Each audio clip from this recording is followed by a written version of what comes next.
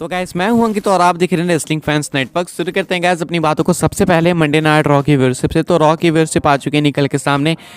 Hope तो थी कि व्यूअरशिप अच्छी आएगी बिकॉज सीएम पंक भी बहुत हैवीली एडवर्टाइज थे। उनका सेगमेंट था, एक मैसिव सेगमेंट था। सेथ रॉलिंस के साथ कॉन्फ्रंटेशन भी हुआ उनका, साथ में कोडी रोड्स वर्सेस नाकामुरा का मैच हुआ, जे उसो वर्सेस ड्रू मैकिंटायर का मैच हुआ। इतनी सारी बड़ी चीज़ों के बावजूद भी व्यूअरशिप हो चुकी है पिछले वीक से भी डाउन। पिछले वीक की व्यूअरशिप 1.5 मिलियन प्लस थी, इस वीक की व्यूअरशिप है 1.466 मिलियंस। यानी कि मंडे नाइट रॉ की व्यूअरशिप ने वापस से अपनी औकात दिखा दी। अब आदत सी हो चुकी है भाई मुझे तो ये 1.4 1.5 बताने, ऐसा कुछ शॉकिंग भी नहीं लगता है। हाँ भाई आ गई अब ठीक है, अब क्या कर सकता है, अब तो एक्सेप्ट कर लिया, तो फैक्ट हो गया कि व्यूअरशिप अब बढ़ेगी नहीं, चाहे आप किसको भी ले आओ। क्रिस बेनोवा का भी रिटर्न हो जाएगा तो भी व्यूअरशिप नहीं बढ़ने वाली है।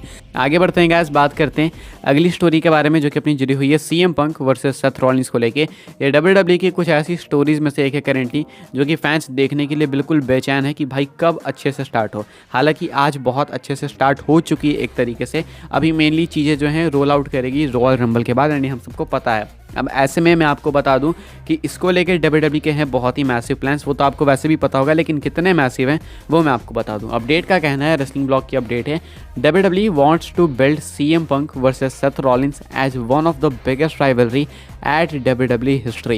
They wanna make it as much real they can to make fans more interested. तो यहाँ पे बताया जा रहा है कि WWE जो है ना बिल्ड करना चाहती है सीएम पंक और सेथ रॉलिंस की फ्यूड को, मैच को एक तरीके से, कि वो उनकी बिगेस्ट राइवलरी है WWE हिस्ट्री की, यानी कि WWE के इतिहास की ये सबसे बड़ी राइवलरी है। ऐसा WWE दिखाएगी इस पूरे फ्यूड के दौरान। एंड फुल अटेम्प्ट है WWE की साइड से कि हम लोग इसको जितना रियल दिखा सकते हैं उतना रियल दिखाएं, यानी कि लोगों को कम शक हो कि ये चीज़ें स्क्रिप्टेड हैं। यानी कि हो सकता है कि ये दोनों बहुत ही ज़्यादा क्रेजी जाएंगे माइक पे, बहुत ही आप समझ सकते हो कि एक्स्ट्रा 18+ प्रोमोज ये डिलीवर करते हुए दिखेंगे एक दूसरे के अगेंस्ट। ऐसा होप है, ऐसा बताया जा रहा है एक्सपेक्टेशन से ज़रूर से। अभी के हिसाब से बहुत ही मैसिव प्लान है डब्ल्यूडब्ल्यूई के इसके लिए। साथ में एक डेटा भी है सीएम पंक को लेकर, बता दूं आपको कि जनवरी 27 2014 को सीएम पंक डब्ल्यूडब्ल्यूई छोड़ के गए थे। एंड जनवरी 27 2024 को CM Punk probably Royal Rumble जीत सकते हैं, नहीं भी जीतेंगे तो वहाँ पर वो पार्टिसिपेट करेंगे। टोटल 10 साल का डिफरेंस है। एंड देख लो 10 साल कितना कुछ बदल देता है। जीत भी जाएंगे, वो रॉयल रंबल ऑलमोस्ट कंफर्म ही है। तो अभी के हिसाब से ये कुछ है CM Punk and Seth Rollins को लेके अपडेट, कि ये दोनों डब्ल्यूडब्ल्यूई के लिए एक जनरेशनल फ्यूड देने वाले हैं। डब्ल्यूडब्ल्यूई इनको राइवलरी आप कह सकते हो कि गोटेड राइवलरी के तौर पे पेश करने वाली है। एंड डब्ल्यूडब्ल्यूई हिस्ट्री के कुछ टॉप राइवलरीज में से एक होगी। ये हो सकता है कि सबसे टॉप पे पहुंच जाए, यानी कि बहुत मैसिव प्लान्स है डब्ल्यूडब्ल्यूई के। बहुत ज़्यादा फंबल हो गया हूँ मैं। आगे बढ़ते हैं गाइस, बात करते हैं अगली स्टोरी के बारे में जो कि अपनी जुड़ी हुई है एले नाइट को लेके। एले नाइट के क्या प्लान्स है रेसलमेनिया को लेकर वो मैं आपको बता दूँ। अपडेट निकल के सामने आई है, ये भी रेसलिंग ब्लॉग की तरफ से। एंड क्या हो रहा है एले नाइट के लिए प्लान, अभी तो ऐसी कोई अपडेट आई नहीं थी अभी तक निकल के सामने, बस पता चला था कि हाँ कुछ मैसिव होगा, लेकिन क्या होगा बताया जा रहा है। LA Knight will have a major match at WrestleMania 40। The build up for his match will start after Elimination Chamber. ये काफ़ी लेट स्टार्ट होगी अगर मैं गलत नहीं हूँ तो, लेकिन हाँ स्टार्ट होगी ज़रूर से। रेसलमेनिया के अंदर एक अच्छे स्पॉट पे होंगे एले नाइट, जहाँ पे कि वो एक मेजर मैच में पार्टिसिपेट करेंगे। एंड इसकी बिल्ड प्रॉपर एलिमिनेशन चेंबर के बाद स्टार्ट होगी, यानी कि फरवरी के बाद। स्टिल डब्ल्यूडब्ल्यूई के पास 2 महीने बचे रहेंगे, तो डब्ल्यूडब्ल्यूई चाहे तो अच्छे से बिल्ड कर सकती है। अब ये मेजर मैच, ये मेजर फ्यूड कौन सी होने वाली है एले नाइट के लिए, वो थोड़ा इन क्वेश्चन है। काफ़ी सारे लोगों को लगता है कि लोगन पॉल होंगे जो कि फेस करेंगे एले नाइट को। मुझे भी टू बी ऑनेस्ट ये लगता है, मुझे भी लगता है कि Logan Paul versus LA Knight WWE plan करेगी रेसलमेनिया 40 के लिए, जहाँ पे कि एले नाइट मैच को जीतेंगे, ये मुझे लगता है। बाकी और भी अदर ऑप्शन है डब्ल्यूडब्ल्यूई के पास जिसके साथ वो जा सकती है, उस टाइम पे ही पता चलेगा। लेकिन अभी के हिसाब से एलिमिनेशन चेंबर के बाद चीज़ें रोल आउट करेगी डब्ल्यूडब्ल्यूई, ये कुछ बताया जा रहा है इस अपडेट के अंदर। आगे बढ़ते हैं गाइस, बात करते हैं अगली स्टोरी के बारे में जो कि कार्मेलो हेस को लेके। तो कार्मेलो हेस आने वाले स्मैकडाउन के अंदर पार्टिसिपेट करने वाले हैं। एंड हम सबको पता है कि ये इनका स्मैकडाउन डेब्यू है, काफ़ी हाइप्ड डेब्यू है। लोग जो है काफ़ी एक्साइटेड है कार्मेलो हेस को मेन रोस्टर पे देखने के लिए, एक्साइटमेंट काफ़ी ज़्यादा है। अब मैं आपको बता दूं गैस कि क्या ये परमानेंटली मेन रोस्टर पे होंगे या फिर ये टेम्पररी चीज़ है। तो ये अपडेट क्या कहती है मैं आपको दिखा दूं। यहाँ पे जो है बेसिकली, अच्छा यहाँ पे स्क्रीनशॉट नहीं दिखा सकता, I am sorry, private account है। लेकिन हाँ मैं आपको बता दूं, यहाँ पे बताया ये जा रहा है कि जो कार्मेलो हेस हैं वो हो सकता है कि मे भी इसके बाद परमानेंटली ही मेन रोस्टर पर रहें। हालांकि ऐसा नहीं है कि वो बिल्कुल हर एपिसोड में होंगे, धीरे धीरे डब्ल्यूडब्ल्यूई मूव करेगी उनको। लेकिन टाइम आ चुका है, इनफ टाइम हो चुका है कि डब्ल्यूडब्ल्यूई को अब ये चीज़ करनी चाहिए, तो डब्ल्यूडब्ल्यूई अब उसी चीज़ को कर रही है। बाय द वे कार्मेलो हेस ने इस चीज़ के ऊपर रिएक्ट भी करा, उनका मैच होने वाला है ग्रेसन वॉलर से ही।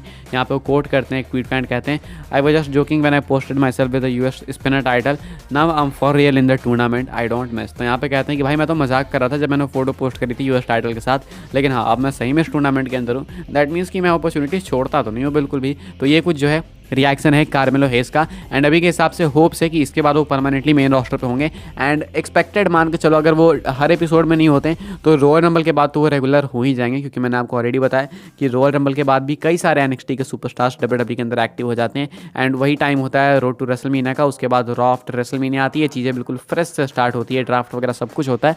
तो ऐसे में जो है डब्ल्यूडब्ल्यूई कार्मेलो हेस का यूज़ करने वाली वहाँ पे बहुत अच्छे तरीके से। एंड कार्मेलो हेस वहाँ पे आपको देखने को मिलेंगे मेन रोस्टर का पार्ट बनते हुए। अभी ही बन सकते हैं, अगर यहाँ पे नहीं बनते हैं तो दिन मैं आगे की बता रहा हूँ, बाकी तो अभी ही बन जाएंगे, अभी इनके चांसेस बहुत ज़्यादा हैं। आगे बढ़ते हैं गाइस, रोमन रेंस को मिला है एक न्यू चैलेंज। वैसे तो रोमन रेंस के लिए कंपेटिटर्स की कमी हो गई थी एक बीच में, लेकिन अभी वापस से कंपेटिटर्स काफ़ी ज़्यादा दिख रहे हैं। वैसे ब्रॉन स्ट्रोमन को लेकर अपडेट है, मैं आपको बता देता हूँ।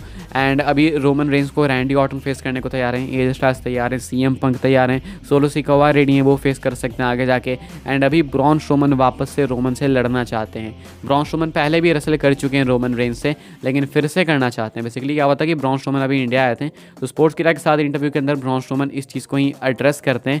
एंड क्या कहते हैं मैं आपको बता दूं, कहते हैं I am never finished with Roman Reigns, he is my arc nemesis, I am sorry, and my greatest rivalry of my career, and hopefully one of this days I will get back in their and get this hands on the tribal chief. तो कहते हैं कि मैं Roman Reigns से कभी finish नहीं हो सकता हूँ, वो जो है ना मेरा जानी दुश्मन है मान के चलो, एंड वो मेरे करियर का ग्रेटेस्ट राइवल है। एंड होपफुली आगे आने वाले टाइम में मैं वापस उस स्पॉट पे जाऊँगा जब मैं रोमन रेंस यानी कि ट्राइबल चीफ पे वापस से हाथ लगा पाऊंगा, यानी कि उस समय फेस करूंगा।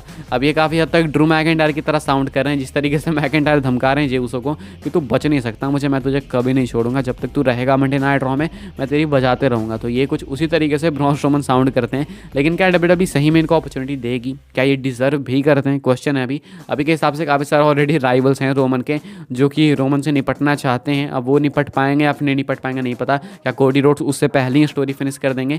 लेकिन हाँ ब्रॉन स्ट्रोमन भी कतार के अंदर लगे हुए हैं, वो भी चाहते हैं कि वो भी रोमन को फेस करे, वापस से चाहते हैं। रोमन ने तो इनके खिलाफ मल्टीपल मैचेस दे दिए हैं ट्राइबल चीफ कैरेक्टर के साथ, बट स्टिल ब्रॉन स्ट्रोमन कहते हैं कि मैं उसके साथ कभी डर नहीं होगा, चाहे 10 कराओ 20 कराओ 50 मैच कराओ, कराते रह जाओ। ये कुछ कहना है करेंटली ब्रॉन स्ट्रोमन का। आगे बढ़ते हैं गाइस, बात करते हैं अगली स्टोरी के बारे में जो कि एक बैड न्यूज़ है एंड एक रियल बैड न्यूज़ है जेड कारगिल की तरफ से।